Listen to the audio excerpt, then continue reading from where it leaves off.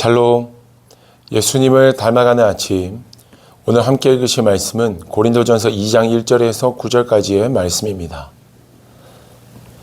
형제들아, 내가 너희에게 나아가 하나님의 증거를 전할 때에 말과 지혜 아름다운 것으로 아니하였나니 내가 너희 중에서 예수 그리스도와 그가 십자가에 못 박히신 것 외에는 아무것도 알지 아니하기로 작정하였음이라. 내가 너희 가운데 거할 때 약하고 두려워하고 심히 떨어노라. 내 말과 내 전도함이 설득력 있는 지혜의 말로 하지 아니하고 다만 성령의 나타나심과 능력으로 하여 너희 믿음이 사람의 지혜에 있지 아니하고 다만 하나님의 능력에 있게 하려 하였노라. 그러나 우리가 온전한 자들 중에서는 지혜를 말하노니 이는 이 세상의 지혜가 아니요 또 이 세상에서 없어질 통치자의 지혜도 아니요 오직 은밀한 가운데 있는 하나님의 지혜를 말하는 것으로서 곧 감추어졌던 것인데 하나님이 우리의 영광을 위하여 만세전에 미리 정하신 것이라.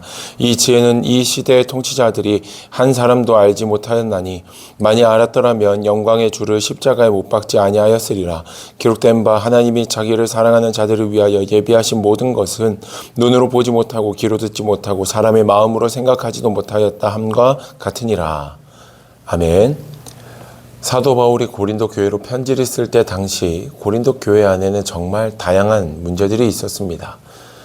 성도가 하나 되지 못하고 파벌 싸움을 하는 문제가 있었는데 그 문제의 원인은 당시 사회 문화적인 배경에도 원인이 있습니다.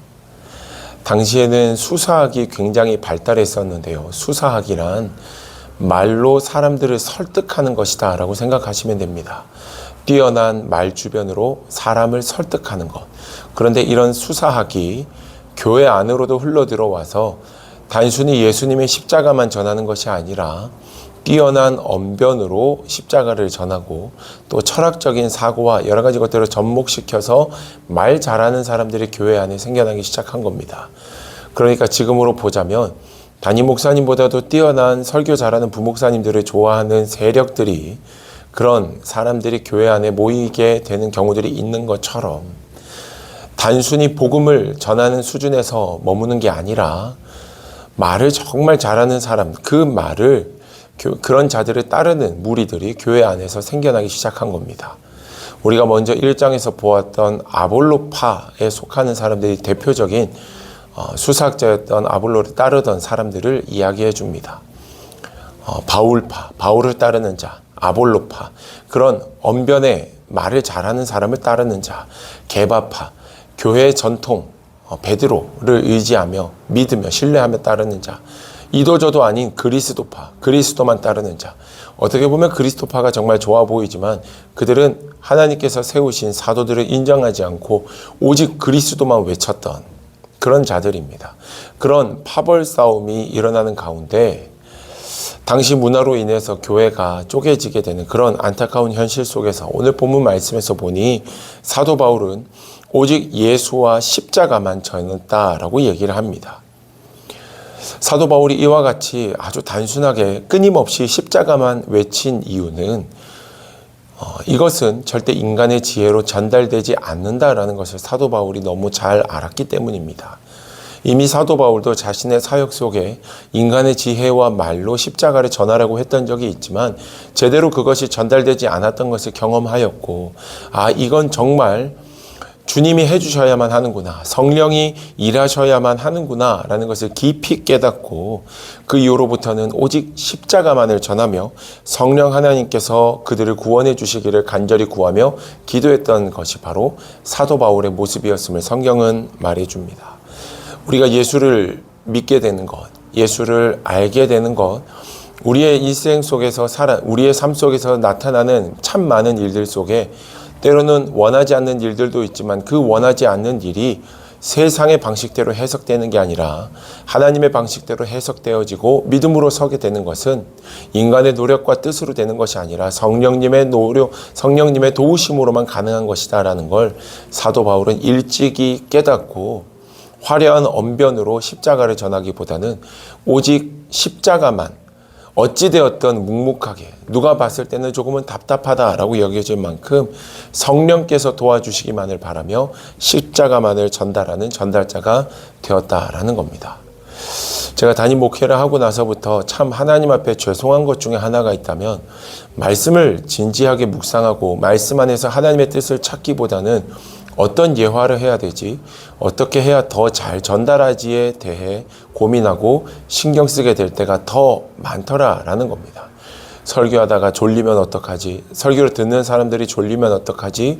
이해하지 못하면 어떡하지? 이런 생각을 하느라 오직 말씀에만 집중하는 게 아니라 어떻게 전달해야 되지에 대해서 더 집중하게 되는 때가 많았는데, 오히려 사도 바울은 그런 것이 아니라 이 모든 일들을 하실 분은 주님이시니 오직 십자가만을 전하는 것을 선택하고 믿음으로 서기를 바랬던 것이 사도 바울의 삶의 모습이었다라는 겁니다.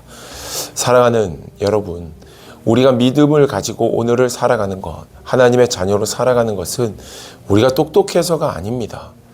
우리가 예수를 믿을 수 있는 것도 주님의 은혜입니다. 우리가 예수를 믿고 예수를 따라 살아가는 삶을 사는 것 은혜입니다. 하나님이 우리에게 베풀어 주신 은혜입니다. 누군가는 1000번 만번 복음을 들어도 믿지 못하고 깨닫지 못하는가 하면, 누군가는 듣지 않았음에도 불구하고 그 말씀이 깨달아지고 믿어지는 것들을 경험할 때가 있습니다. 이건 우리가 똑똑해서 하나님이 우리를 특별하게 선택해서가 아니라 은혜입니다. 하나님의 선물입니다. 하나님이 주신 복입니다. 우리가 그저 감사함으로, 내가 예수 믿는 하나님의 자녀됨에 감사함으로 살아가야 됨을 성경은 오늘 우리에게 분명하게 말해주고 있습니다. 사랑하는 여러분, 오늘 예수 안에서 살아갈 수 있음이 우리의 기쁨이며 우리의 자랑이며 하나님의 은혜입니다를 고백할 수 있는 이 하루가 되었으면 좋겠습니다. 내가 특별해서가 절대 아닙니다. 하나님의 은혜입니다. 날 구원하심에 감사, 나를 구원하셔서 내가 예수 믿는 기쁨 안에서 살게 하심에 감사, 그 모든 것들이 감사로 나타나고 또 고백되어지는 여러분들의 하루가 되기를 주님의 이름으로 축복합니다. 기도하겠습니다. 살아계신 아버지 하나님, 우리가 하나님의 자녀로 살아감이 오직 주님의 은혜임을 말씀 속에서 깨닫습니다. 이 복음의 진리가 우리 안에 깊게 새겨지게 하시고 언제 어디에서나 오직 하나님께 영광 돌리며 하나님의 은혜와 사랑 안에서 믿음으로 승리하는 거룩한 주의 백성 되게 하여 주옵소서. 하나님, 우리가 똑똑하여서 복음을 이해하고 우리가 대단하여서 말씀대로 살아갈 수 있는 것이 아님을 오늘 말씀 속에서 다시 한 번 더 깨닫습니다.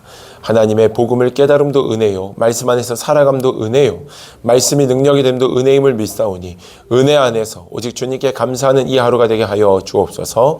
예수님의 이름으로 기도드립니다. 아멘.